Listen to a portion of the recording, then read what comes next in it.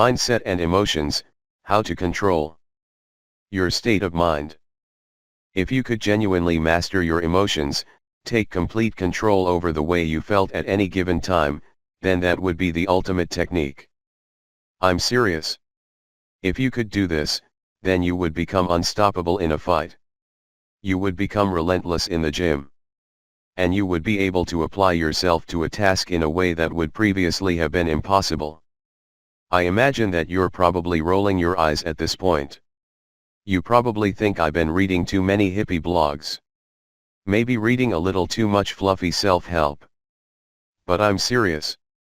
Most people seriously underestimate the power and influence of their emotions. So, allow me to elucidate you and then demonstrate how you can get your state of mind back under control. At least to some degree. Unlimited strength, perfect focus, incredible creativity, and social skills. That's quite a bold heading right there, and you might already be shaking your head in disbelief. But hear me out. Emotions and strength. Want strength? Some of the most feared fighters in history were known as the Berserkers. These Norse warriors were so called because of their berserker rage, a mad fit of anger that they would fly into on the battlefield. In this heightened and agitated state, they would become almost invulnerable and would also be able to accomplish feats of incredible strength. There have been more recent accounts of something similar too. Hysterical strength is a term used to describe more recent scenarios where individuals have seemingly been able to dig into an immense reserve of strength at will. This is where the stories of mothers lifting cars off of their children trapped beneath come in. Likewise, there is a story of a rock climber who managed to bench press themselves free of a huge boulder likely 200 kilograms or more. Think it's just a myth? Turns out there is a solid scientific explanation for how this might be possible. Under extreme stress, it seems likely that the body produces excess amounts of testosterone, adrenaline, and cortisol. These hormones increase the heart rate, focus, awareness and muscle tone, and that is where the extra strength comes from. Actually, it goes a little deeper than that even. You see, all of us have limits to our strength imposed by our minds and our biology. When you go to lift a weight, you do so by recruiting muscle fiber, little bands that make up the muscle and contract in order to give us our strength. The most muscle fiber that the average person can recruit at once under normal circumstances is around 30%. The most that a highly trained athlete can recruit is closer to 50%. So, a highly trained athlete is only capable of tapping into roughly half of their maximum strength. This is what we mean when we refer to a mind-muscle connection. Ever seen someone get electrocuted in a movie? Think Jurassic Park?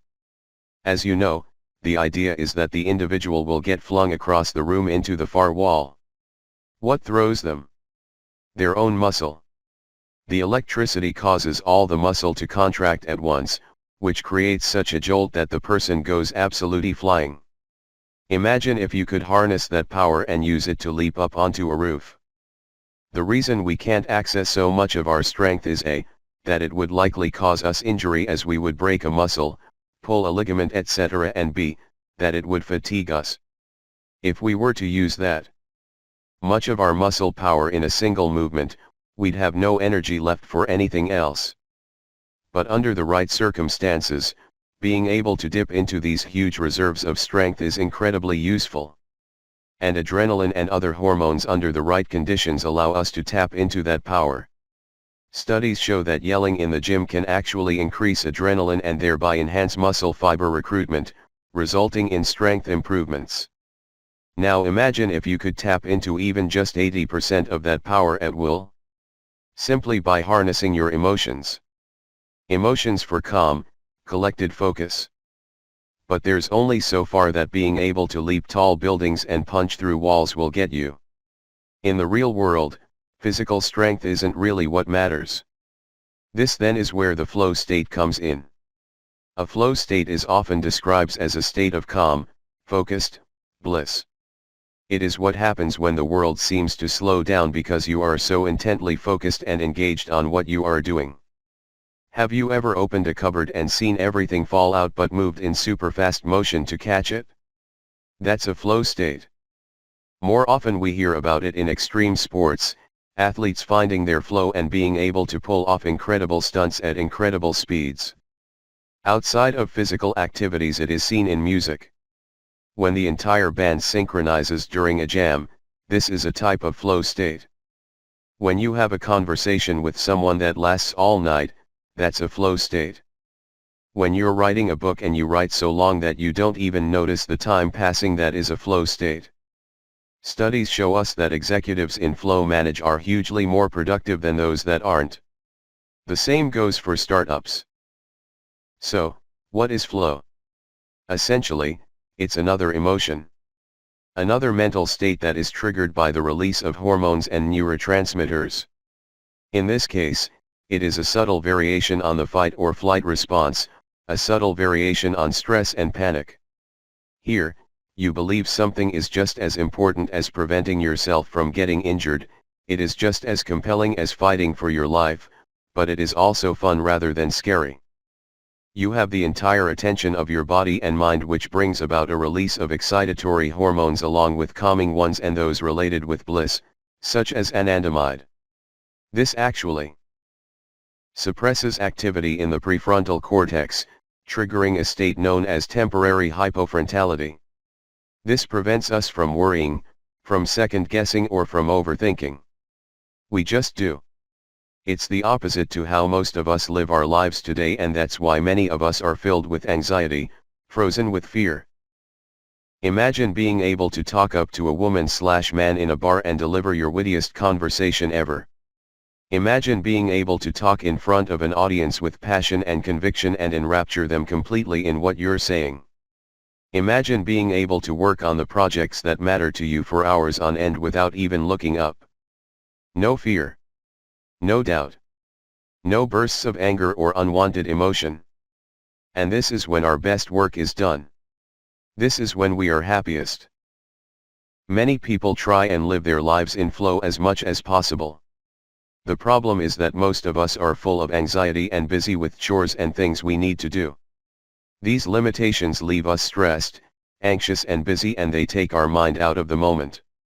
Our entire body and mind cannot possibly be in sync when we are worrying about debt, or what our boss said at the office. Entering flow means being in the moment, which not only makes you happy and confident, it makes you unstoppable. Creativity. Changing your emotions can even make you more creative. The opposite of a flow state is something called the default mode network. This is a network of brain regions that spring into action when you are engaged in boring repetitious work or when you are just relaxing. This is what happens when you allow yourself to become completely at ease and let your mind wander. Now many people give this mental state a hard time. They say that this is when your inner Woody Allen chirps up. This is the opposite to living in the moment. But in fact, this is also when your creativity kicks in.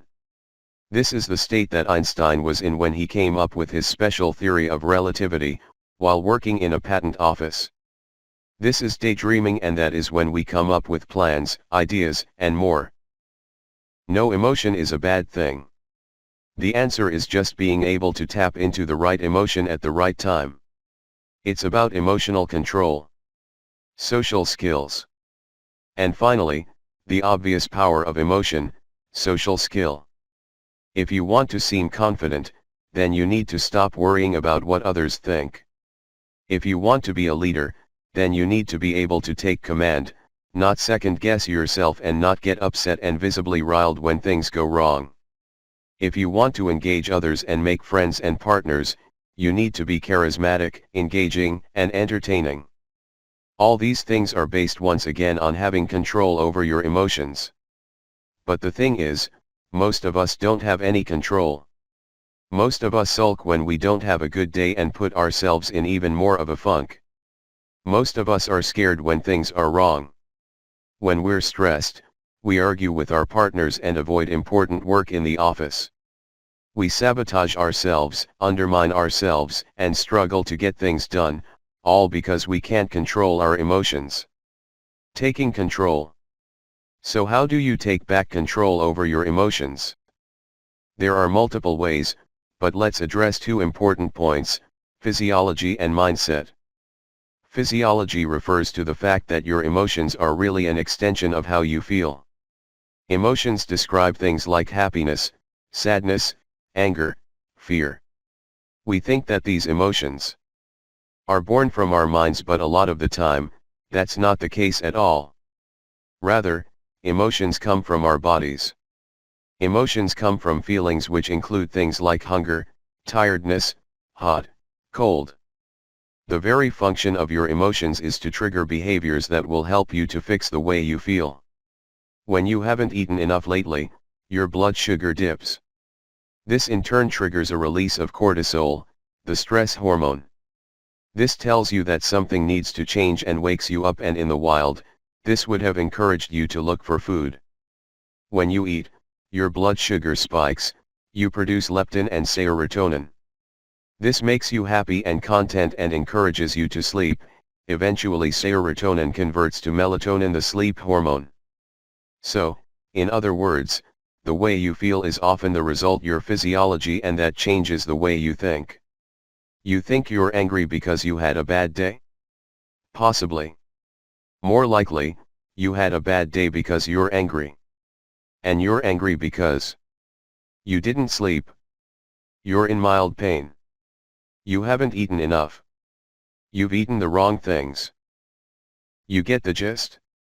So, one way to change your emotions and to take back control is to acknowledge this. Firstly, recognize that if you're angry, it's probably due to physiological reasons and it will pass. At least it won't seem so bad later. Secondly, seek to change this. Eat something. Sleep. Take the cue. Learn to follow your own rhythms and work when you're naturally most productive. Follow the rhythms of the day and get your circadian cycles in check. And at the same time, look at ways you can directly control your physiology. The very best way? Breathing. If you learn to breathe correctly, using belly breathing to fill the lower portion of the lungs, then the upper portion, and if you use slow, controlled breaths, then you will be able to lower your heart rate and calm your entire body. This will change your parasympathetic tone, taking you out of fight or flight and into rest and digest. Try it the next time you feel overly stressed, overly competitive or worked up after an intense workout. Your heart rate will slow and your mind will grow calmer. The other tool you can use is something called CBT. Now we're looking at the psychological, self-talk aspect.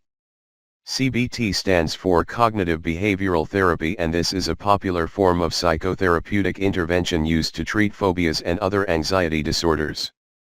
The idea is to look at the content of your thoughts. The self-talk that you give yourself to work yourself into a panic, or to calm yourself down. If you are thinking things like "I'm worried I might fall off that ledge," then of course you are going to be scared.